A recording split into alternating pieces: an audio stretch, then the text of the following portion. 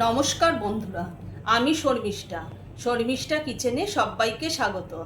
আজকে আমি আপনাদের সঙ্গে চিংড়ি মাছ দিয়ে পুঁই শাকের রেসিপি শেয়ার করব। চলুন দেখে নিই কীভাবে বানাই। আর ভিডিওটা আপনারা প্রথম থেকে শেষ পর্যন্ত অবশ্যই দেখবেন যে আমি কিভাবে বানাচ্ছি। চলুন দেখে নিই। চিংড়ি মাছ দিয়ে পুঁই শাকের জন্য এখানে আমি চিংড়ি মাছটাকে কেটে ধুয়ে এর শিরা ছাড়িয়ে আমি পরিষ্কার করে নিয়েছি। শুধু নুন হলুদ আমি মাখিয়ে নেব। আর এখানে আমি পুঁই শাকগুলোকে ছোটো ছোটো করে টুকরো করে কেটে নিয়েছি, ধুয়ে নিয়েছি। আর এখানে নিয়েছি পুঁই শাকের জন্য একটা বড় সাইজের আলুগুলোকে এরকম বড় বড় করে কেটে নিয়েছি। আমি নিয়েছি কুমড়োগুলোকেও বড় করে কেটে নিয়েছি।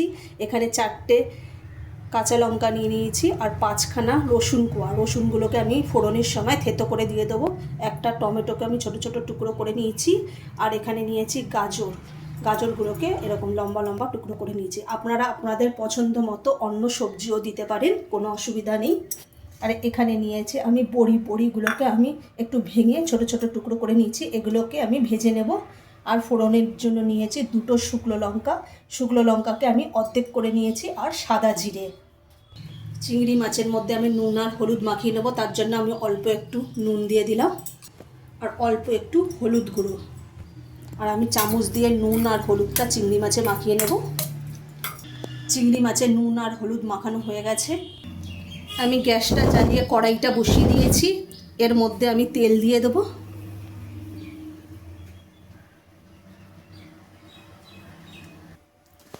তেলটা ভালোভাবে গরম হয়ে গেছে। এবার আমি বড়িগুলোকে অল্প একটু ভেজে নেব।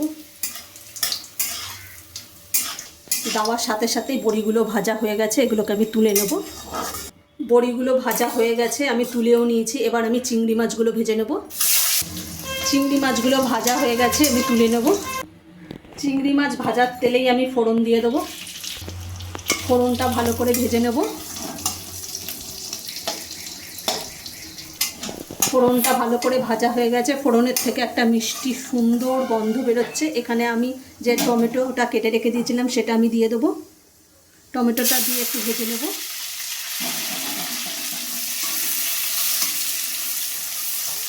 টমেটোটা দিয়ে ভালো করে ভাজা হয়ে গেছে। এবার বাদবাকি সবজিগুলো দিয়ে দেবো। কাঁচা লঙ্কাটাও আমি দিয়ে দেবো একসঙ্গে। এবার আমি একটু ভালোভাবে নাড়িয়ে চাড়িয়ে নেব। স্বাদ মতো আমি নুন দিয়ে দেবো।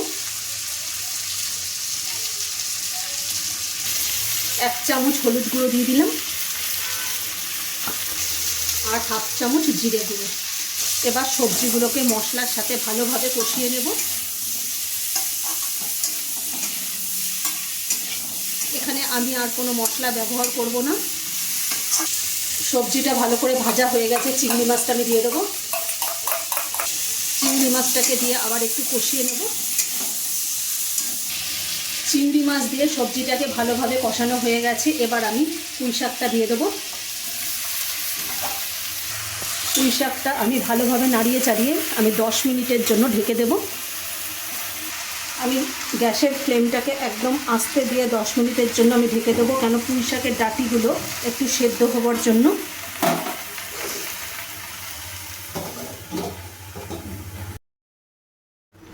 ঢাকাটা খুলে দেখে নেব।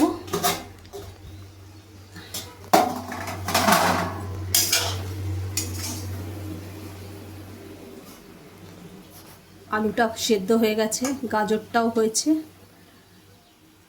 আর পুঁই শাকের দেখি ডাঁটিগুলো সেদ্ধ হয়েছে নাকি। ডাঁটিটা একটু সেদ্ধ হয়েছে, আর একটু হবে। আমি পুঁই শাকের ডাঁটিটাকে আর একটু ভালোভাবে সেদ্ধ করে নেব। আমার পুঁই শাকের তরকারিটা একেবারে রেডি হয়ে গেছে। এখানে যে আমি বড়িটাকে ভেজে রেখে দিয়েছিলাম সেটা আমি দিয়ে দেবো ওপর থেকে। দিয়ে ভালোভাবে নাড়িয়ে চাড়িয়ে আমি নামিয়ে নেব। আপনারা চাইলে এর মধ্যে একটু চিনি দিতে পারেন। আমি এখানে আর চিনি দিচ্ছি না, কেন কুমড়োটা বেশ ভালোই মিষ্টি আছে। এখানে চিনির আর দরকার হবে না। আপনারা চাইলে একটু চিনি ব্যবহার করতে পারেন।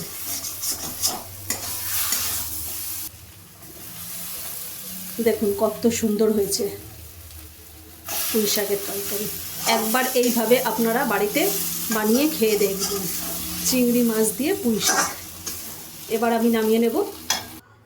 চিংড়ি মাছ দিয়ে পুঁই শাকের তরকারি একেবারে রেডি। আজকে যদি আমাদের চিংড়ি মাছ দিয়ে পুঁই শাকের তরকারি রেসিপিটা যদি ভালো লেগে থাকে তাহলে লাইক, কমেন্ট, শেয়ার এবং সাবস্ক্রাইব করতে ভুলবেন না, আর অবশ্যই বাড়িতে বানিয়ে খেয়ে দেখবেন।